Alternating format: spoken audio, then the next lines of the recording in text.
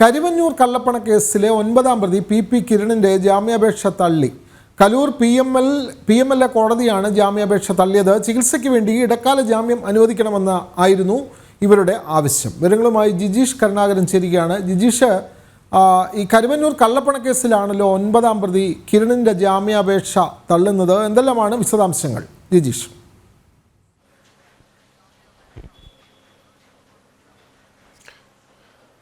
വിനോദ്, കരിവന്നൂർ കള്ളപ്പണ കേസുമായി ബന്ധപ്പെട്ട് തുടർച്ചയായി തന്നെ കോടതികളിൽ നിന്ന് പ്രതികൾക്ക് തിരിച്ചടി നേരിടുന്നതിന്റെ ഏറ്റവും ഒടുവിലത്തെ ഒരു ഉദാഹരണമാണ് ഇത്തരത്തിൽ പി കിരണിന്റെ ജാമ്യാപേക്ഷ കൂടി തള്ളിയിരിക്കുന്നത്. നേരത്തെ ഹൈക്കോടതി പി സതീഷ് കുമാറിന്റെ കേസിലെ മുഖ്യ കണ്ണിയും പ്രധാനപ്പെട്ട ആസൂത്രകനുമായ പി സതീഷ് കുമാറിന്റെ ജാമ്യാപേക്ഷ തള്ളിയിരുന്നു.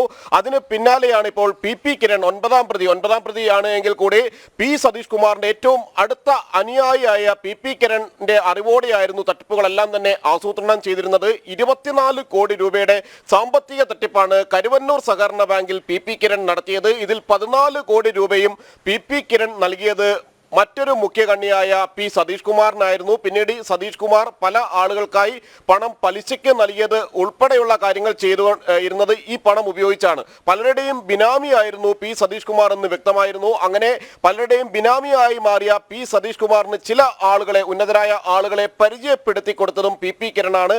അതുകൊണ്ട് തന്നെ മുഖ്യ ആസൂത്രകനായ പ്രധാനപ്പെട്ട പ്രതികളിൽ ഒരാളായ പി കിരണിന് ഒരു കാരണവശാലും ജാമ്യം അനുവദിക്കരുത് എന്ന് എൻഫോഴ്സ്മെന്റ് ഡയറക്ടറേറ്റ് കോടതിയിൽ ശക്തമായി വാദത്തിനിടെ ആവശ്യപ്പെട്ടിരുന്നു. ഇന്നലെ ഇതുമായി ബന്ധപ്പെട്ട് ഇരുഭാഗത്തിന്റെയും, പ്രതിഭാഗത്തിന്റെയും ഒപ്പം തന്നെ പ്രോസിക്യൂഷന്റെയും വാദങ്ങൾ വിശദമായി തന്നെ കോടതി കേട്ടു. അതിനുശേഷമാണ് ഇന്ന് കലൂർ PMLA കോടതി ഇതിൽ ജാമ്യാപേക്ഷ തള്ളിക്കൊണ്ടുള്ള ഉത്തരവ് പുറത്തിറങ്ങിയിരിക്കുന്നത്.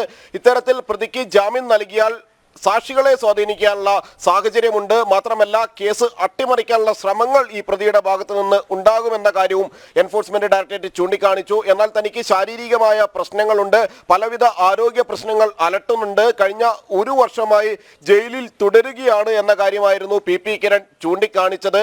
അതുകൊണ്ട് തന്നെ ജാമ്യം അനുവദിക്കണമെന്ന് ആവശ്യപ്പെട്ടു. കഴിഞ്ഞ സെപ്റ്റംബർ 4-നാണ് പി കിരണും ഒപ്പം തന്നെ പി സതീഷ് കുമാറിനെയും എൻഫോഴ്സ്മെന്റ് ഡയറക്ടറേറ്റ് അറസ്റ്റ് ചെയ്യുന്നത്. അതിനുശേഷം PR അരവിന്ദാക്ഷൻ അറസ്റ്റിലായി. മുൻ അക്കൗണ്ടന്റായ CK ജിൽസ്, കരുവന്നൂർ സഹകരണ ബാങ്കിലെ മുൻ അക്കൗണ്ടന്റ് CK ജിൽസ് അറസ്റ്റിലായി. ഇങ്ങനെ 4 പേരാണ് ഇപ്പോഴും റിമാൻഡിൽ തുടരുന്നത്. മാത്രമല്ല, ഈ കേസുമായി ബന്ധപ്പെട്ട് ആകെ 55 പ്രതികൾ ഉള്ളതായി കണ്ടെത്തി. ആദ്യഘട്ട കുറ്റപത്രമാണ് ഇപ്പോൾ കരുവന്നൂർ കേസുമായി ബന്ധപ്പെട്ടുകൊണ്ട് എൻഫോഴ്സ്മെന്റ് ഡയറക്ടറേറ്റ് കോടതിയിൽ സമർപ്പിച്ചിരിക്കുന്നത്. ഇതിൽ ഈ 4 പ്രതികൾ ഒഴികെയുള്ളവരെല്ലാവരും തന്നെ കോടതിയിൽ ഹാജരായി ജാമ്യം എടുത്തിട്ടുണ്ട്. മാത്രമല്ല, പ്രധാനപ്പെട്ട CPM നേതാക്കളിലേക്ക് പലരിലേക്കും എത്തിയ വിശദമായ ഒരു അന്വേഷണം തന്നെയായിരുന്നു എൻഫോഴ്സ്മെന്റ് ഡയറക്ടറേറ്റ് നടത്തിയിട്ടുള്ളത്. അതിന്റെ ഭാഗമായി നിരവധി പ്രധാന നേതാക്കളെ ചോദ്യം ചെയ്തു. മുൻ മന്ത്രി AC മൊയ്തീൻ, സെക്രട്ടേറിയറ്റ് അംഗം PK ബിജു അടക്കമുള്ളവർ പലതവണ അന്വേഷണ സംഘത്തിന്റെ ചോദ്യം ചെയ്യലിന് വിധേയരാവുകയും ചെയ്തിരുന്നു. ഈ ഒരു ഘട്ടത്തിലാണ് മുഖ്യ പ്രതിക്ക് ഇപ്പോൾ വിചാരണ കോടതി തന്നെ ജാമ്യം നിഷേധിച്ചിരിക്കുന്നത്. വിനോദ്, തീർച്ചയായും കരുവന്നൂർ കള്ളപ്പണ കേസിലെ 9ാം പ്രതി പി കിരണിന്റെ ജാമ്യാപേക്ഷയാണ് കലൂർ PMLA കോടതി തള്ളിയത്. വിവരങ്ങൾ നൽകുകയായിരുന്നു ജിജീഷ് കരുണാകരൻ.